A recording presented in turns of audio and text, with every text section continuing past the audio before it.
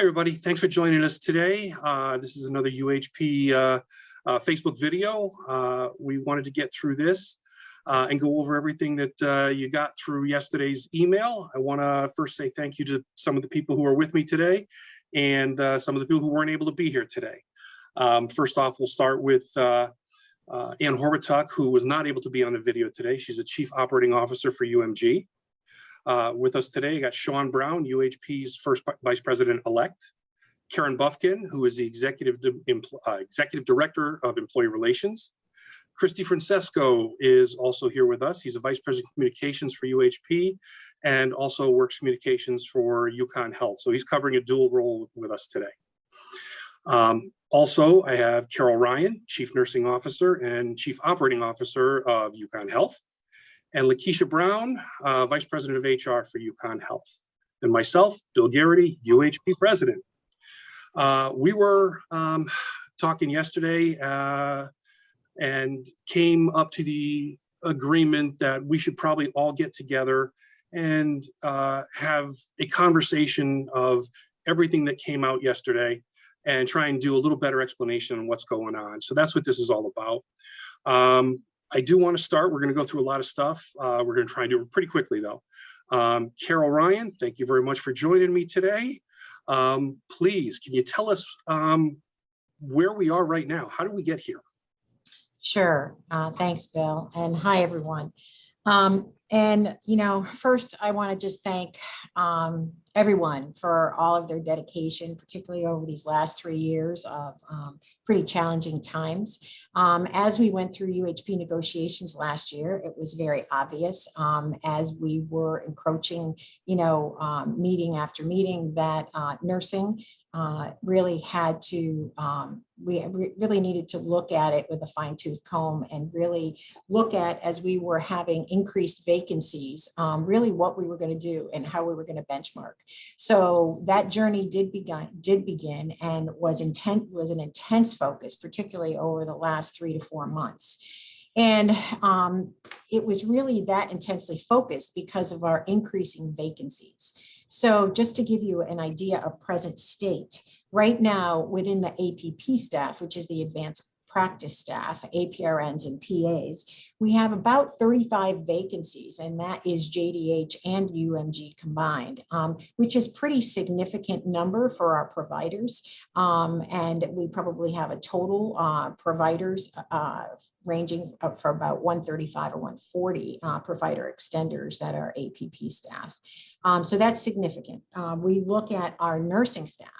And our nursing staff really over the past year, has left acute care for a number of reasons. Some have left to travel, some have left because they become APRN, some have left to go to outpatient, some have left because COVID was really tough and they needed a big change. So they either left for a different state and a totally different job, or they were home and they found a job to be, whether it was with IT and they could work from home. But it has really affected our frontline nursing staff. So our frontline nursing staff, our CN1s through CN4s, both inpatient and outpatient, we have approximately 150 vacancies, 150 nursing vacancies. Majority of those vacancies being within the hospital, but it's a pretty significant number for inpatient and outpatient. And outpatient particularly because you may only have one nurse in a clinic, so it is pretty significant. This does not include vacancies within any of the specialty classes of CNS, education specialists, quality improvement, quality assurance, or epidemiology or case management. And with that, we have approximately at this time about 100 travelers in-house. And that is a very high traveler rate. We are hoping between what we're going to discuss with you today with the MOAs related to market adjustment and stipends, that we will be able to recruit in much easier than we have been able to do, particularly over the last 6 months. So to talk a little bit more about that and how we got there and really the state of where we are in the national and the state front is Lakeesha Brown, our VP of HR. Thanks a bunch. Thanks, Caryl, and thanks, Bill, for having us here today. I really appreciate it. I also appreciate the opportunity to work collaboratively on this. I think what we can all understand is we've come to a head in terms of recruitment and retention, and everybody knows it and feels it. If you turned on the television, you've heard about the Great Resignation. That is a national trend that has happened as a result of the pandemic and the changes in priorities that people are having. And we have not escaped that. Nationally, the turnover rates, and turnover is the number of people that leave the workforce in any given time. And the trends usually are pretty stable, right? Something may happen and there's a blip, but this is not a blip. We're talking about huge, huge shifts in numbers. And nationally, nursing turnover increased 8.5% by 2021, increased 8.5%. We're talking about 24% is the national turnover rate for nurses in general. Imagine 24% of your nursing staffing turning over in your hospital within a year. Just to hire those people back would be a massive effort. But the bigger problem that we are experiencing nationally, and we are no different here other than we fared a little better. Our nursing turnover rate was about 18%, although that jumped 5% from the years prior. So, we're not free of the issues here as well. The problem that we're having is nurses are not returning to the workforce. So people have made changes due to the pandemic for whatever reasons. They're moving on to other positions, and that leaves us where we are. When you add to that the market changes that have happened so rapidly in terms of salary, it was almost impossible to keep up. I've been here for 8 months now. When I walked in the door, I was able to see the turnover rate that was spiked and spiking. I knew the national trends. I knew that the market was extremely elastic. We're talking about big changes in salary with our competitors, and I'll leave them nameless, but we know them all that can throw money at things, even if they're heartless and not the best place to work. But that's what we're competing with, and we hadn't kept up. When contract negotiations started, to everyone's credit, things were a lot different. And by the time we ended, we were in a place where we still had to look at salaries. And this is not just a nursing initiative. We are always looking at the market and where we stand in terms of recruitment intention for every single position here. So somebody reached out to me and said, why didn't you care about me and my role? And my response is to them and is to everybody who's listening, I care about every single role here. We have to keep this place going. We have to be, we have to be competitive. So we started to look really significantly at where do we stand with our vacancies? Where do we stand with our turnover? And the last big thing that was really the punch in the gut for us is the walkaways from offers. Our well has started to dry up in terms of being able to attract talent. And word got out about what our salary rates were for nursing. Our competition, they're throwing around bonuses that they're able to do. They're negotiating salaries in ways that we cannot. Our union contract says we can't hire somebody with less experience to make more money. And for those of you that work here every day, you don't want that to happen. That's the beauty of the contract. So we had to keep up, and we did do a market analysis. Back in my day, 20 years ago, even up to 5 years ago, you'd be able to look back at data for the last few years and see the trends, and things wouldn't change terribly. Sometimes a blip in the matrix, right? There's an industry that booms, salaries boom. We saw a significant increase in market competition on an hourly basis that we could not keep up with. And those are the things that bring us to where we are today and having to do what we had to do. The last thing that really impacted us, and this is something very, very specific to us here, and I have been ringing this bell as loud as I can since I've started. We are the only hospital in this country that was actively retiring people at the same time that we're dealing with a national and local shortage of healthcare employment. The only one. And it's something that was out of our control, right? We can't change the fact that the CBAC changed, and nobody anticipated this when the deal was signed, but it is our reality. And for us to lose about 40 nurses in the nursing profession in the last 2 months, just to the retirement, on top of the increase in RN turnover rate here and nationally, and the difficulty in recruitment and retention, and the fact that people are walking away from job offers because they can get a job making $10, $12 more an hour elsewhere, brought us to a place where we had to hone in on this specifically. So I hope that helps. Thank you very much, Lakeesha. Yeah, I truly believe it does. I'm also very happy that you said that we're also looking in other areas and all of the other job titles that we have here, because that is truly something that we're looking at. And as I've said to people who have sent me emails since yesterday, you have to look at this. How do you eat an elephant? One bite at a time. Okay. And that's exactly what this is. This is the first step in hopefully multiple steps in fixing some of the situations that we've got here. So going over these MOAs, we're going to start with the market adjustment one. It was signed yesterday, June 3rd, 2022. In accordance with Article 26, subsection 26.6, UConn Health and UHP, the following adjustments shall be made to employees holding the following job titles and corresponding salary groups. All right, I'm going to give you the most important stuff first, guys.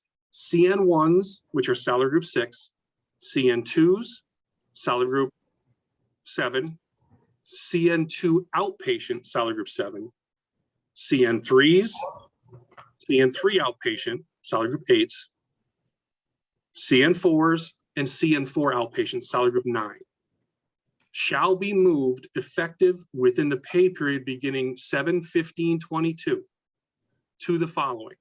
CN1s will be going to an 8, CN2s and CN2 outpatient going to a 9, CN3 and CN3 outpatient going to a 10, CN4 and CN4 outpatient going to an 11. And at the step level held by the employee on July 14th, 2022. That's a big deal we can talk about later, but I just want to go through this first. Each one of those groups are going up 2 salary grades. That's what the market adjustment is. All right. Assistant nurse managers will be moved in accordance with paragraph 1 above based on their current CN placement. Same thing. Assistant nurse managers, depending on where they are, they're going up to 2 salary groups. Nurse practitioners and lead nurse practitioners and physician's assistants and lead physician's assistants shall be moved effective with the pay period 7/15/2022 from salary group 16 to salary group 18 and at the level held by the employee on July 14, 2022. Neurosurgical physician's assistants and lead neurosurgical physician's assistants shall be moved from salary group 17 to salary group 18 at the step level held by the employee on July 14th, 2022. So again, those regular surgical PAs and regular APRNs are going from 16 to 18. The neurosurgical group are going from 17 to 18. And that also includes the emergency department. PAs. That includes the emergency department PAs? Well, they're all PAs, right? Okay, thank you for adding that in. I don't want to miss anybody. So right, you referred to them as surgical. So I just, there are PAs that are general surgery, neurosurgery, ED specifically. Thank you. Administrative nursing supervisor nursing shall be moved effective within the pay period 7/15 from salary group 12 to salary group 14 and at the step level held by the employee on July 14th, 2022. So again, a 2 salary grade group jump up. Article 14.2, the collective bargaining agreement shall be amended to increase the stipend for the position of assistant nurse manager from $4,160 to $8,320 effective the pay period July 15, 2022. Caryl, I think you wanted to say something about that. So I just wanted to touch on a few of these areas as Bill has gone through them. One, again, as the assistant nurse manager right now really does a lot of work administratively and also clinically. And really, we really thought that that needed to be adjusted as far as the stipend. The stipend was very close to the charge nurse hourly rate. So their hourly rate was only, small amount larger. So I think that it was really great that we got the support to increase that and double that stipend from $4,160 to $8,320 to recognize all the work that the assistant nurse managers do. Administrative supervisors, again, also recognizing, the work that is done within that department, and the market adjustment. We've had many vacancies within the administrative supervisors, and also people walking away because not meeting really where they were at in their present job. So these are really the reasons why. Again, the leads and physician's assistants and APRNs and the APRN and PA staff, really the same. Their competition, even at the new grad level, was becoming extremely challenging. These market adjustments will bring us closer to being able to compete with that. And the same with the CN1s through CN4s, as I had alluded to before, with the walkaways that we have. So thanks, Bill. Thank you, Caryl. And the agreement finishes saying the salary group increases will remain in effect for the foreseeable future.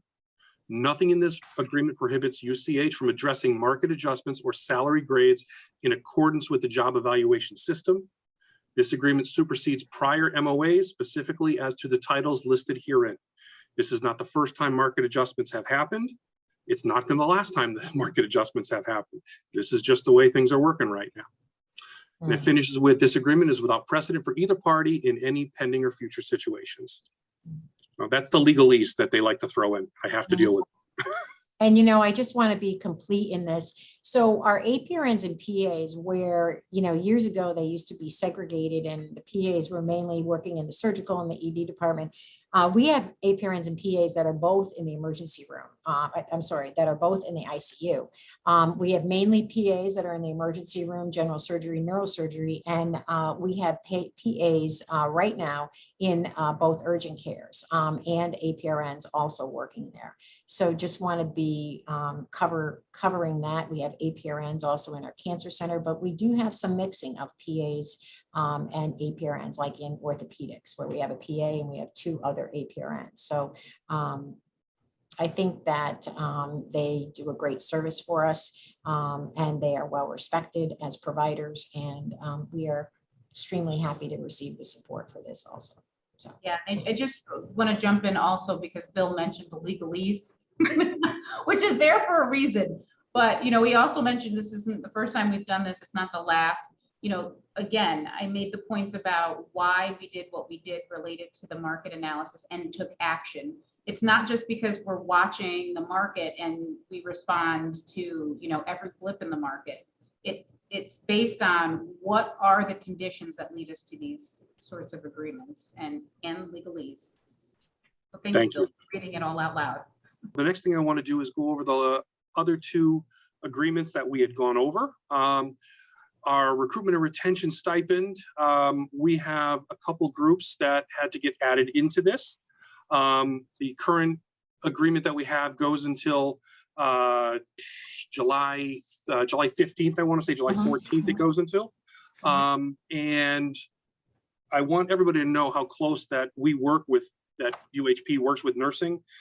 We go through our nursing staffing committee stuff on a monthly basis, and we look at all the vacancies and look at all the holes and travelers and everything we've got, mandations, all of that stuff we go through. So looking at that, we have added in for the recruitment and retention stipend, the interventional radiology special procedures area in the OR, the cath lab and the electrophysiology lab, and the PACU have all been added in. And they're going to be receiving the $462 per pay period stipend payable as a lump sum. So all of those nurses will be getting the market adjustment and then this on top of it. So that's a big deal. And it tells you how tough we're having finding nurses in some of these places. So the first, as Bill said, is just an extension with also looking at hard to recruit areas within the PACU and the cath lab, interventional radiology, special procedures, and the EP lab.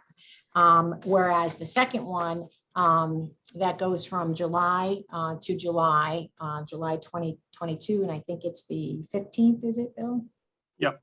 To next July 2023 July does 3rd. look at, does also look at the concentration of there is a $15,000 stipend and there is a $12,000 stipend. There are some changes to that. The intensive care unit, because of their rapid response and their code blue involvement, and also the OR, because of this hard to recruit specialty, will remain at the 15,000 stipend level. The staff nurses that are in the intermediate unit and the cath lab, EP, IR, and the emergency department and the PACU will now be receiving, some of them will remain as IU to receive that $12,000 stipend, and then the emergency department will be moved down to the $12,000 stipend from the 15 as of July, the middle of July, with all of the other departments that are listed there. I think what's important is that the surgery center will no longer have a stipend. They are market adjusted, but they will no longer have a stipend. But if they do float to the JDH main OR, they will be allowed to get the hourly stipend that goes along with, I think it's $5.78 an hour. You will receive that if you float. And the same as if a med surg float pool nurse floats over to the ICU or over to the IU, or if a med 3 nurse floats over to the IU, they will receive that same hourly stipend. So I just want to make sure that is known. The critical care floats also will be will receive the $462 per pay period, which is also the $12,000 stipend, annual stipend per year. Again, base pay rate, as you know, prorated per FTE. And the dates again, July 15th, 22 through July 13th, 23. Just wanted to go over that with a little bit more specificity. Thank you so much, Caryl, for that. I just want to go over everything. I want to say thank you to everybody here. And I want everybody to understand how much we have worked with nursing staffing. I mean, we do nursing staffing committee monthly. We look at all of the vacancies, all of the mandatory overtime, the travelers. I mean, and believe it or not, these are things that we're using when we're talking to legislators and everything else, saying that these are things that we need to work together to try and fix. So I'm really happy that we were able to all come together on this. And I'm hoping that the other, the other, Chris, you're gonna have to help me with this. I apologize. The other Ancillary. Thank you. I'm hoping that the other ancillary areas that we are working with are going to be able to take the model. They've already been able to start doing that with some of the other stuff we're doing through UMG, and I'm really hoping that this is the basis from moving forward and getting better for everybody. That's about all I have for today. Caryl, do you have anything you want to add? Lakeesha? Yeah, I just want to thank everyone for tuning in and listening. Thank you for your dedication and loyalty to our patients. And I also want to say that, I think we've had some really great success in our shared governance, clinical excellence, and professional practice. And I think that we will really be utilizing that structure for our formalized staffing committee, where we will also have input and collaboration from UHP. So really it is the voice of our frontline staff that we really need to hear from. And your voice is heard very strongly through shared governance. So thank you. Thanks. How about you, Lakeesha? Just a thank you to everyone who worked on this. Thank you to union leadership for your openness and understanding as we worked through something that has never happened before, quite like this, with everything that's happened in employment. And thank you specifically to Diane Ferguson and Liz McNamara, who as staff members of HR jumped in and really wanted to make this happen and pushed really hard with the leadership team, Karen Buffkin and Larry Pittman and Joyce Smith, really just advocating and helping. We appreciate everyone's efforts. Thanks a lot. So we're going to wrap this up today, and I hope everyone has a good day, and let's keep going. All right, go UConn. Talk to everybody later.